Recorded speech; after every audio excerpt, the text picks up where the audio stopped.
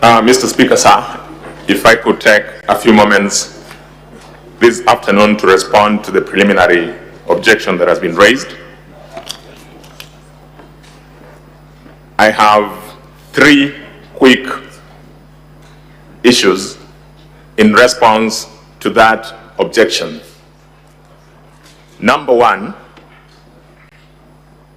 the Constitution of Kenya at Article 77 is the primary law that then speaks to restrictions on activities of state officers.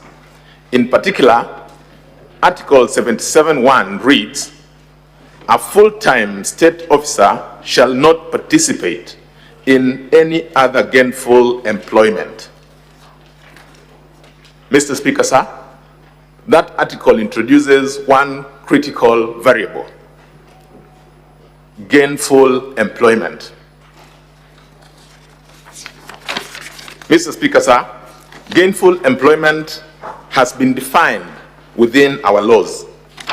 Specifically, Section 26 of the Leadership and Integrity Act has defined what would amount to gainful employment.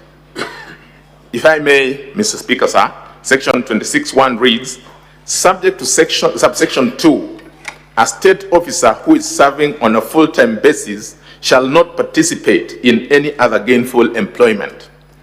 It then proceeds at subsection 2 to say, in this section, gainful employment means work that a person can pursue and perform for money or other form of compensation or remuneration which is inherently incompatible with the responsibilities of the state office, or which results in the impairment of a judgment of a state officer in the execution of the functions of a state office, or results in a conflict of interest in terms of Section 16. And so to our response, there has been no assertion that learned senior counsel James Orengo, by representing a party before this House, has participated in gainful employment. In any case, what evidence has been tendered before this Honorable House to speak to that fact? Mr. Speaker, sir, that is a question that has also received judicial interpretation. If I may, in the election petition number 3 of 2013 filed in the High Court in Busia, a similar application was made, again objecting to the participation of the Honorable James Orengo Senior Counsel in the proceedings in that matter. The judge handling that case interpreted both Article 77 as read with Section 26 of the Leadership and Integrity Act, and had this to say, at paragraph 28, that it had been argued that by representing a party in an election petition, the Honorable Senator would be compromising the political neutrality of his office. I would not agree. Section 23 of this Act is a provision on political neutrality expected of appointed state officers.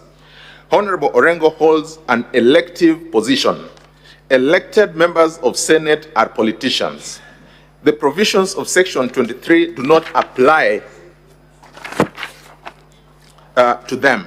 So even if it was to be assumed that, that by representing the third respondent, Honorable Orengo is pursuing a political agenda, that would not be inimical to his office as a member of the Senate. And so, Mr. Speaker, I submit that unless there is material that will be tabled before this House, that by appearing for a party before this House, then the Honorable Mr. James Orengo Senior Counsel would have engaged in gainful employment. That objection does not stand any merit. Number two, the second test that has been applied by courts is the test around conflict of interest. Again, Mr. Speaker, our courts have had occasion to interpret what amounts to conflict of interest. In a case determined by a 5-judge bench, a case reported in our laws, that is EKLR 2018, the case of Philomena Mbete Mwilu versus the DPP and two others, the bench, in determining and dismissing a similar application, defined conflict of interest as a situation where one is confronted by two different interests so that serving one interest would be against the other. Mr. Speaker, sir, there hasn't been any conflict of interest that has been, even in the least, mentioned by the objector to the participation of Senior Counsel, the Honorable James Orengo. Finally, has there been an indication as to any prejudice that could be occasioned by the participation of the Honorable James Orengo, Senior Counsel, before this House this afternoon? To the best of my recollection, none has been mentioned. Is Counsel, for instance, saying that the participation of the Honorable James Orengo before the proceedings in this House would be such that they would fundamentally impair their defense when they get the opportunity to present the case? I'm just asking myself. That has not been said. In any case, Mr. Speaker, sir, if that was to be the case and the fear that has been presented, then as advocates, as counsel, we operate within very clear and defined rules. Those rules are meant to ensure that a party before this House, just like would be a party before any court or any other forum, does not suffer or does not have a compromise to their rights to fair hearing under Article 50. In the absence of any prejudice that has been mentioned before you, we urge that that objection be dismissed. I've also had occasion to look at the case that was referred to by my learned friend, Mr. Njiru, and with respect, that case turned on two critical points. The first one being that the participation of the Honorable James Orengo as a senator in that matter was said to have had the potential of compromising his participation